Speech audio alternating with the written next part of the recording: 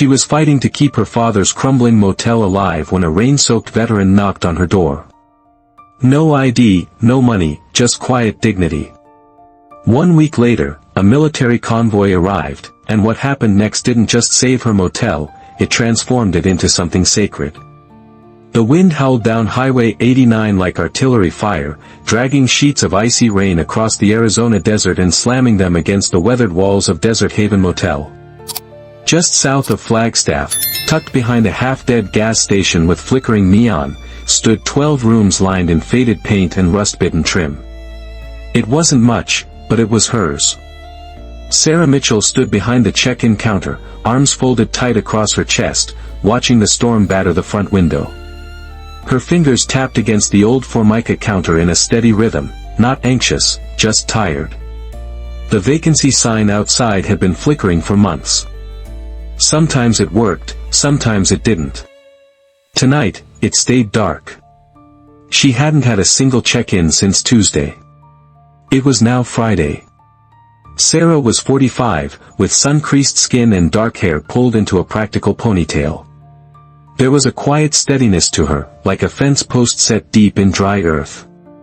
She didn't smile much these days, but when she did, it was genuine.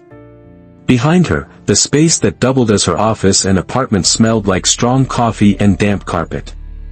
The motel had belonged to her father, Captain Jack Mitchell, U.S. Marine Corps, retired. He had died in the back bedroom 2 years ago, surrounded by faded metals and the hum of an oxygen tank. Sarah had stayed. Most people would have sold it off, packed up, and moved somewhere with real opportunities. But Desert Haven wasn't just a place.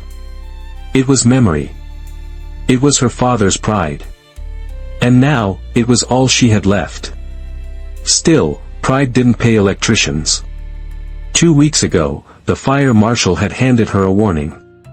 The motel's alarms were outdated, the breaker box looked like something from a Cold War bunker, and the wiring was an insurance company's worst nightmare. She had 10 days. 5 were gone. She'd tried the bank twice. They'd smiled politely and said no. Sarah reached for her lukewarm coffee when the bell over the lobby door screeched. She flinched, looked up. He stood just inside the threshold, soaked to the bone. Rainwater pooled around his boots. A green military-style jacket clung to his frame, darkened with moisture. He carried no umbrella, no bag, just a weathered backpack slung over one shoulder. For a second, neither spoke. His face was lean, weathered by time and elements, somewhere in his mid-60s. His jaw was squared, eyes sharp but tired, like someone who'd once commanded rooms but was now too weary to bother. Rain dripped from his hood. His right hand stayed tucked close to his side, fingers curled with stiffness. "Sorry to barge in," he said, voice low and gravelly. "I was walking." Storm came on fast. Sarah gave a slow nod. "You're lucky not to be frozen out there." Would have kept going, but the shoulders flooding. Not much choice. She hesitated, taking him in. The jacket had a faded patch on the right side. Long since worn, but she knew the shape, knew the silhouette of that eagle and shield. "Military?" she asked quietly. "Used to be," he said, then added, "long time ago." "Where were you headed?" "North." "Just passing through." Sarah looked at the ancient guest log in front of her. The keys to every room hung on the board behind her. All still there. "No ID?" she asked, tilting her head slightly. He shook his head. "Wallet's gone. Bus station said the last one out was cancelled." Sarah stared at him for a beat longer. He didn't look like trouble.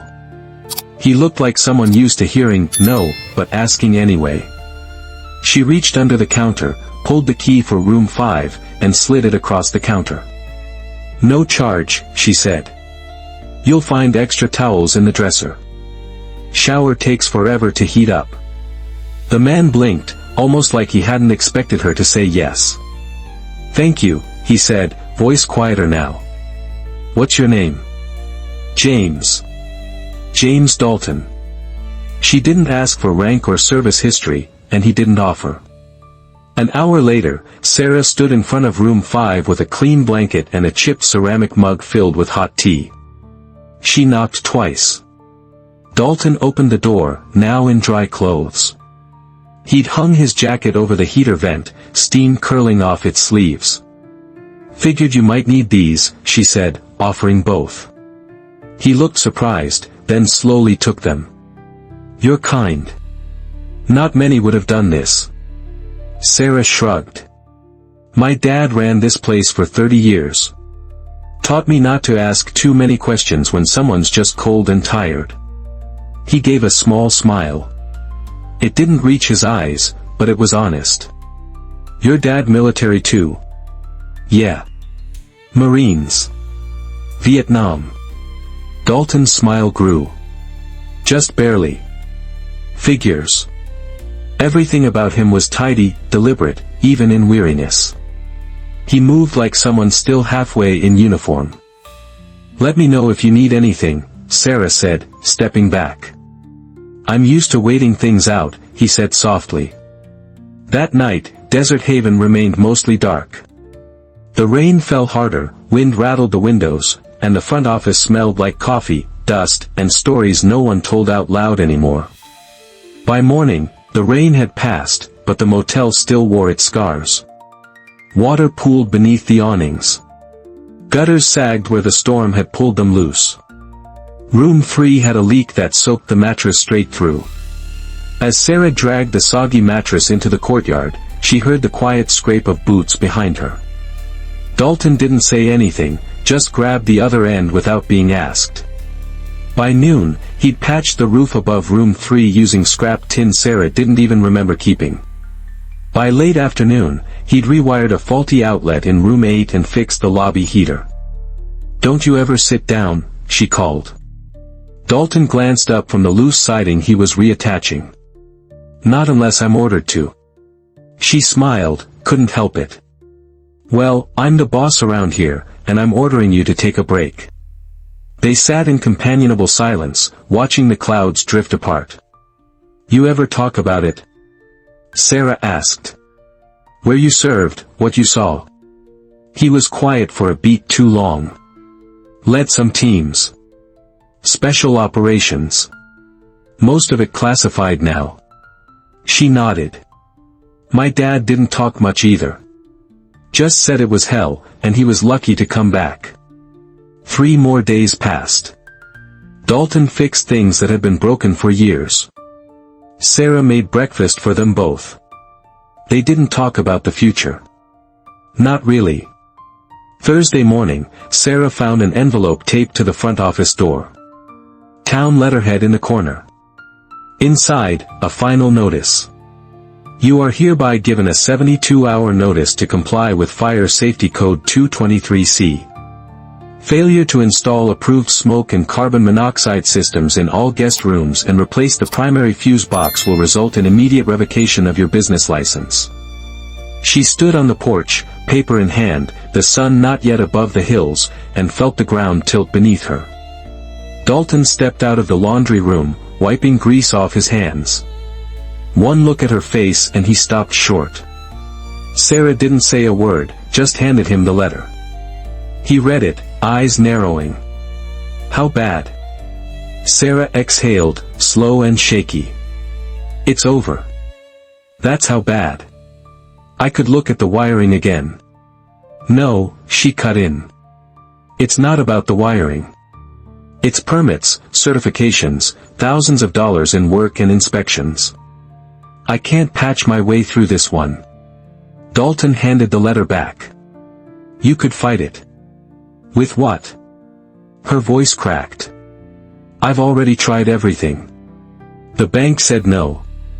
The county said no.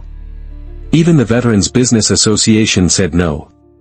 She sank onto the bench outside the office, hands trembling as she folded the letter. "I kept this place because it was his. Because it felt like the only thing I had left of him. But maybe that wasn't enough." Dalton stood still for a long time. Then he turned, went back inside room 5, and closed the door. The next morning, he was gone. Room 5 was empty. The key lay on the desk, folded beside it a clean square of paper torn from her guest ledger. The note was short, written in blocky handwriting. You did what others wouldn't. Now let's see what happens when we do the same. J.D. No number. No forwarding address. Sarah stared at the words for a long time, then folded the note and slipped it into her wallet. The sky was a pale, breathless gray the morning the world turned upside down. Sarah stood in room 2, folding old towels into boxes, her movements slow and mechanical. She'd spent the past 2 days sorting linens, unplugging mini fridges, and pulling decades of memory from the walls.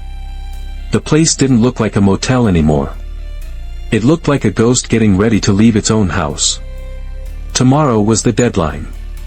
After that, Desert Haven would be condemned, locked, and eventually bulldozed if no buyer appeared. Sarah had made peace with it, at least that's what she kept telling herself. She had just finished sealing the last box when she heard it. A low rumble, then another, then many. It wasn't thunder. It was engines, loud, close, rolling toward her like a coming tide. Sarah frowned, walked through the lobby, and pushed open the front door, and froze. Dust curled through the morning air as the first Jeep pulled into the gravel lot. Then another. Then a flatbed truck, its bed stacked with lumber and coiled extension cords. Military green vehicles, each one freshly painted, headlights slicing through the haze. More than a dozen in all.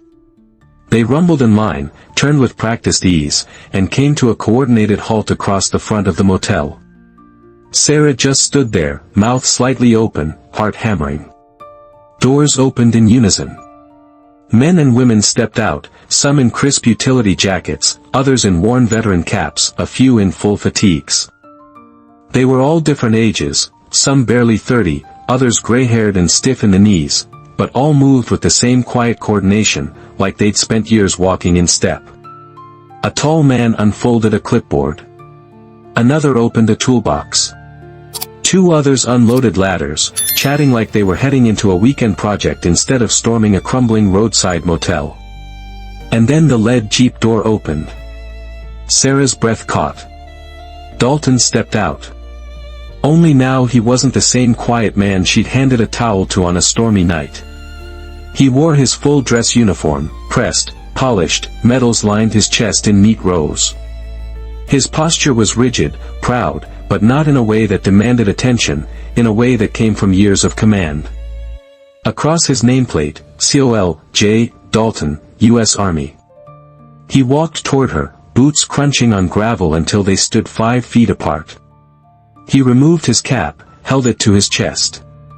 "Ms. Mitchell," he said formally, voice steady, "permission to assist." Sarah couldn't speak.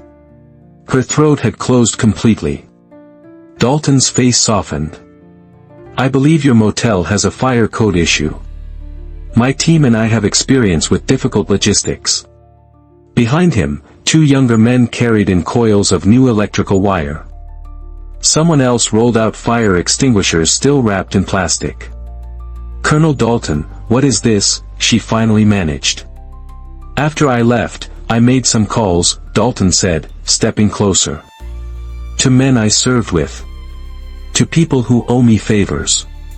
To foundations that help veterans rebuild their lives." He looked at the peeling paint behind her shoulder. "But this time, we're not rebuilding for us. We're rebuilding for you." Sarah felt the words hit her like wind against open windows. Dalton gestured behind him. "They're volunteers. Some active duty, some retired. One's a master electrician. Another served as a fire marshal before he enlisted. A third designs trauma recovery spaces for veterans with PTSD." He paused, then added, "They're not here for pay. They're here because I told them someone looked me in the eye when the rest of the world passed me by. Someone opened a door, no questions asked. And I told them it was time we returned that kind of dignity." Sarah's hands were shaking. "But I didn't do anything special," she whispered. Dalton smiled gently. That's the thing. You didn't ask for anything. That's what made it matter. The next hours unfolded like a dream. Ladders leaned against the building. Workers moved with quiet efficiency. A new circuit box was unloaded and wheeled into the utility room. Smoke detectors were lined up on the front desk like little soldiers waiting for deployment. A young woman in a gray beanie approached Sarah, carrying a tablet. "Ma'am, I'm Willa. I was on Colonel Dalton's team during his last assignment overseas. He's kind of a legend." Sarah blinked. "He never told me that." Willa smiled. "He wouldn't. But when he sent out the call, no one hesitated. He said, and I quote, 'She saw me when I was invisible. We owe her.'" Sarah felt tears sting her eyes. She turned just in time to see two men reattaching the weathered Desert Haven sign to a brand new support beam. One had a prosthetic hand. The other wore an old navy ball cap and whistled softly as he worked. The sound of drills and laughter filled the air. It didn't feel like construction. It felt like redemption. Later that afternoon, Dalton stood beside her near room 5 as electricians finished the last of the wiring. "You don't have to say anything," he said quietly. Sarah turned to him, her voice barely above a whisper. "You came back. I never really left." She laughed softly, wiping her eyes. "This isn't real, right? I'm dreaming." Dalton looked at the workers, the trucks, the team laughing in the courtyard. "No. This is what it looks like when service comes full circle." Sarah's gaze fell on a plaque someone had just set down beside the entrance. Small, brass, already shining in the afternoon sun. Etched into it, Desert Haven, for those who served and those who remember. She reached for Dalton's arm, not out of weakness, but for grounding.